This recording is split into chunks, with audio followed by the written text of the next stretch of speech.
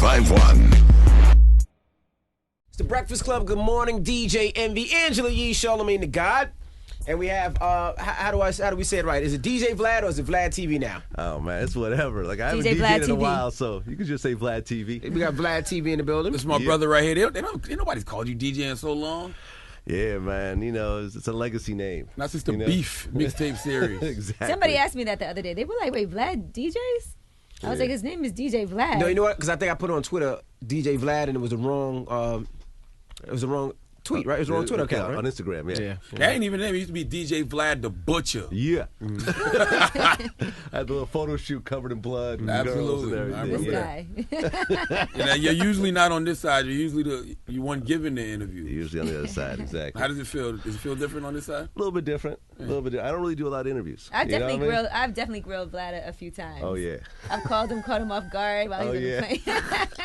Let me ask you what just happened. But Vlad actually reacts very well, I think, because you understand that you put people in the hot seat and you put their stuff out there, so when it happens to you, you can't really be mad about it. Some people get mad about it. I mean, ultimately, you know, when you're getting interviewed, it's up to you what you want to answer. You know, if you just don't want to answer something, you could say next question and keep it moving. You know what I mean? But people get, you know, kind of caught up in the moment, then they get mad at the person interviewing them. So Yeah, like you did something wrong to them. All I did was ask you the question. What are you talking about? Exactly. Now, is it hard for you to go places where artists are without having, like, you know, do you have to have security with you? Because people do be having issues with you. Yeah. I usually have security with me when I go out to, like, events and stuff like that. Why is it that? Why do people hate on you?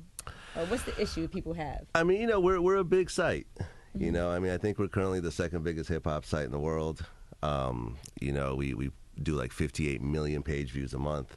And, you know, we put up everything, you know, a lot of positive stuff and sometimes negative stuff. And, you know, usually, you know, people understand to a certain degree, but, you know, you never quite know. Right. You know, you never know. So, you know, just like, you know, I mean, like Charlamagne has security when he goes out. Absolutely. You know what I'm saying? Like most celebrities have security when they go out. It ain't just me. So, you know, I just realized that, you know, just to be safe, I do have security with me. But it's crazy because it's just you posting stuff. It's not like you're making the news. It's just stuff that gets posted. And that's what I don't understand. Like, people get mad at guys like you and Q, but it's like all y'all are doing, y'all just a conduit. Yeah. It's not like y'all are creating the content and then putting it on there. I mean, I think people, you know, when I first started the site in 2008, I think it was kind of like a shock to the system. You know what I'm saying? I think people did kind of were thrown off. But I think after a while, I mean, now that where we're at, it's kind of like if some news gets broken, I mean, we're not going to be the only ones that's going to have it, you know? And, like, you can't even really control it anymore. Yeah, one time it wasn't that many outlets, so, I mean, you were the blame because you were probably the primary outlet. So. Yeah, exactly. I mean, back in the day, I mean, you could really control media. Right. You know, like 10 years ago, I mean, you know, you could have a relationship with, like, the 3 big media outlets out there, and you can make a couple phone calls and kill a story. Absolutely. You know, but these days, I don't think that's possible anymore. Did you see where the game was going? Because, you know, you were a DJ, you were doing out the mixtapes. Mm-hmm. Did you see it going online the way it did? 100%. That's why you made the transition? 100%. I mean, because, you know, going from mixtapes and DVDs and sort of seeing how these outlets were, like, going away, once YouTube really launched this partner program and you can actually make money off of, you know, posting video content, like, as soon as that happened in 2008, I dropped everything else I was doing and just devoted my entire life to doing just that. You know, I mean, since then, you know, like the goal was to upload original content 365 days a year. And we've been doing that for the last 5 years. And, you know, like now, like we have like the biggest hip-hop YouTube channel in the world. We have 330,000 subscribers and close to 300 million views. That's a lot. You know, I mean, the gamble that I took back then is, you know, had paid off. So, when's the last time you got threatened, though? Since you do go, I see you at events all the time. Oh, man, I get threatened all the time. I threatened him yesterday. From regular people or for artists? Mostly regular people. And what are they usually mad at? I mean, you know, like, I'll give you an example. Like, I did an interview with Stevie J where we talked about... Jocelyn threatened you? No, Jocelyn didn't threaten me. I'd actually be scared if she did that. She's crazy. But I mean, like, we'd done an interview, and we, you know, he was friends with Lil' Kim, so I asked him how he felt about the Lil' Kim plastic surgery and stuff like that, and he was like, "Hey, you know, that's my friend. I love her. If it makes her feel happy, then, you know, I support her." But like, Lil' Kim fans are like, oh, they're rapping something else. Oh, they don't like Charlamagne. You know, like, Absolutely. I mean, any mention of her that isn't 100% positive is like, I'm gonna cut your throat when I see you, and yo, like, Watch your back. You Watch seen your what happened to back. Charlamagne. You be next. But those are just online threats. That's not a real. Yeah. Like I'm out and about and somebody approaches me. I think you should take all threats serious. You never know. You never know. But I mean, usually when I'm out, I have someone fairly thorough with me. And I think people see that and kind of keep it moving. Right. Now, what separates Vlad from all other sites, the World Stars, the This Is 50s of the world? It's original content. I mean, we're at the point now where we put up something like 5 original videos a day, 7 days a week. Yeah, you do your own interviews too. Yeah. On there, so. Yeah. And that is something that the other, This Is 50 does that, but yeah, they do. World Star doesn't really do it so much.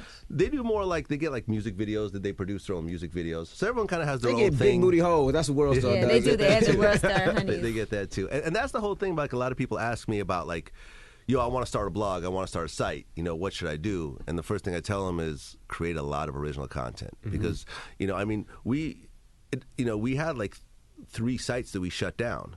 Recently, like Hollywood Heavy, Tech Eater, and stuff like that, because we were just kind of putting up what everyone else was putting up, right. And it just doesn't work. What I mean? Because you're competing against people that are breaking news, creating original content, that type of stuff, and if you don't do that, you're not really going to grow as a business. You need exclusive content. You need exclusives. Now, when you say business, how lucrative is Vlad TV? I mean, you see the Burberry shirt. Pretty lucrative. The Gucci loafers. Okay. I mean, was that crocodile? Python? Something like that. I mean, we have a staff of like 25 people now. I mean, between Vlad TV, Sneaker Watch, Celebrity School Picks, all the YouTube channels, it's now a big operation. I like the Celebrity School Picks. Yep. I always could tell how Vlad's getting money because it's like, Vlad was living in one spot. He's like, oh, I moved. I don't live there no more. I'm going to another spot. It's better. I'm like, oh, now next thing he's like, oh, I'm moving somewhere out. I'm going. I'm about to be out. You moved again? Yeah, moving to LA at the end of the month. Exactly. Yeah, why LA? There's a lot of opportunity out there. I mean, every time I go out there, I get tons of interviews. I make a lot of connections. You have all these celebrities and not enough media outlets in LA. And you do movies too. You did the Superhead doc. Yeah, we did. I produced Kiss and Tell, which was the Superhead documentary. I did. I still get tweets about that. Yep. Yeah, you're in it. Absolutely. Actually. Yeah, you were in it, and you actually hooked up Wendy Williams as the host. Yeah. Yep. Oh, I did. Oh, never mind. Go ahead. Yep. I mean, we did. I did the Mac Dre episode of American Gangster. I did Ghost Ride the Whip documentary. But doing projects like that, they're cool, but they take a lot of time. And financially, they're not all that lucrative. The payoff's not that great. The payoff's not that great. I've never seen a residual check from any of the 3 projects that I've done, even though, like, Kiss plays and Tell, all the time. Yeah, it's been on Showtime for like 3 years. Really? I would think these movie companies will set it up in a way where you'll never see nothing unless it's like Titanic, where they just can't deny you. Like, what I mean? Anything else, they'll be like, there's all these marketing costs and, Oh, man, I always think when something be on Showtime or HBO, you getting some money. Nothing. That sounds like Bad Boy and YMCMB's game plan. Yeah. So, I mean, that was why I did so much focus on my company, my businesses, because, like we have over 4,000 videos on our YouTube channel, all of which we own, and we make residuals on that every single day, which starts to build up after a while. Right. So moving to LA, so is it something where you want to do kind of like the TMZ type of thing, take it to television? Nah, I'm not really tripping off that. I'm not really tripping off the television thing, because we've built up a pretty substantial business without any help from all that. And I've had a few conversations here and there, but it really has to make financial sense for us. It's very time consuming. Right. And it's very time consuming. I mean, I've turned down reality shows before. How much did the Boondocks help? Like, did the Boondocks give y'all like a lot of credibility? Did it like solidify y'all on a different level? I think people mention that, and I mean, me personally, like, that was my favorite show on television. I love Still one of mine. It's coming back too. Yeah, I heard that. Yeah. After the Chappelle show didn't renew, like, the Boondocks was my favorite show. So I had a relationship with one of the head writers over there, Carl Jones, and they were big fans of Vlad TV. They were using Vlad TV as ideas for the Boondocks. So we started working together, and then, they asked me to be a character in one of the episodes, and it was like, oh, my God. Like, I was jealous as hell. I can't even front. I was like, God, how did he get? He used him. How the hell did Vlad? I think I hit him up and told him, I said, I'm jealous of you right now. You're a character on the Boondocks. Yeah, it was absolutely, like, I remember I was, like, jumping up and down like a little girl, like, when I saw that for the first time. It was crazy. Now, how about people getting their videos posted on your site? What's the process for that? How does that happen? I mean, really, like, I look for a buzz. You know what I mean? It's like if I haven't heard of the person and they hit me, like I'll do some research, you know, and if they have like, you know, like a real sort of kind of viral presence, you know, like this is someone that not only will we post their video, but we'll probably reach out and do an interview with them. Right. You know, but if you have 1 million views and 10 comments, then doesn't seem believable. Yeah, that's not real because you know you could juke your numbers, but you can't really juke comments and stuff like that. Your comments are horrible too, man. Everybody's comments are horrible. No, Vlad's comments got to be some of the worst. Yeah. They're pretty mean. I do something with there. Vlad. I'm like, F that light skinned little dude. I seen him do. They Like, be I say that F about you boy, on every F boy. video. nah, I mean, just I Vlad's. occasionally get phone calls about my comments. Yeah. Oh, Like, come yeah, on. I remember, like, yeah, people be like, yo, what's up with that comment? I'm like, I don't know. I didn't write it. Control the comments? Like, we control the content, you know? But Delete that comment. So what's next? Like, where do you see the game going? You're moving to LA. I know you got something up your sleeve. What's next? I mean, people always ask that, and it's really just building the business bigger and bigger. You know, I mean, we're kind of in a stride right now where, you know, we've almost tripled our traffic since last year.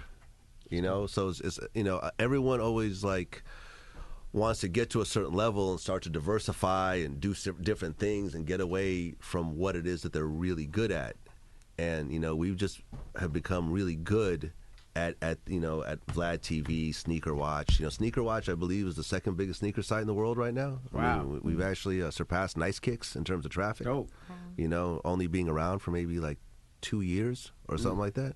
So it's like, you know, the properties that we have that are successful, like I'm just throwing more and more resources behind it, you know, just getting bigger celebrities involved in it, you know, and it's cool. Like, you know, I mean, I was at a party at Jamie Foxx's house and I got introduced to him and he was like, oh, Vlad TV, like I follow y'all regularly. And it's like, wow. Oh, yeah. When I was at the MTV Movie Awards and he came up to me and he was like, yo, I saw the thing with you and Kat on Vlad TV, and he's like, yo, you handled that great. He definitely did say that to me. Yeah. And that's really the thing of just sort of the stronger our brand is, the more accessibility we have, and you know, everything grows from there. So next is Hollywood Vlad TV.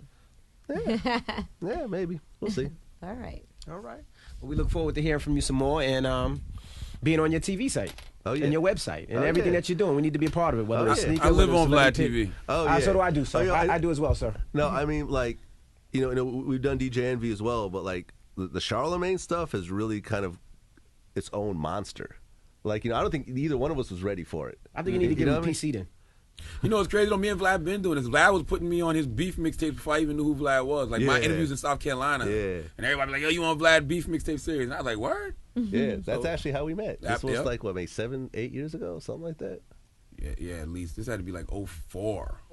Yeah. 03, 04. Yeah, maybe like 9 years ago or something. Yeah. No, but I mean, you could tell, like, you know, with Charlemagne, like, you just saw the talent, like, right away. Like, the way he was conducting his interviews. And, you know what I mean? It was just, like, so obvious, you know, how much better it was than everyone else that was doing it at the time. So it was just like... Thank you for that, Vlad. So, yeah, so you really did do your research. Yeah. And still do. Yeah. I mean, really, like, we're like nine years strong now. Absolutely. And it's like... You guys have like an anniversary party on your tenure. Might. We had our birthday party together this year. Party together. That was dope. We might. That was dope. Shout out to Remy. Shout out to Remy V. Absolutely. Well, it's Vlad, DJ Vlad, Vlad TV, Hollywood Vlad, Sneaker Watch, cool celebrity pics, whatever you want to call them. And it's The Breakfast Club. Good morning. Yeah. Real people, real celebrities, real talk. Join The Breakfast Club. Blast off in your ear. Weekday morning, 6 to 10.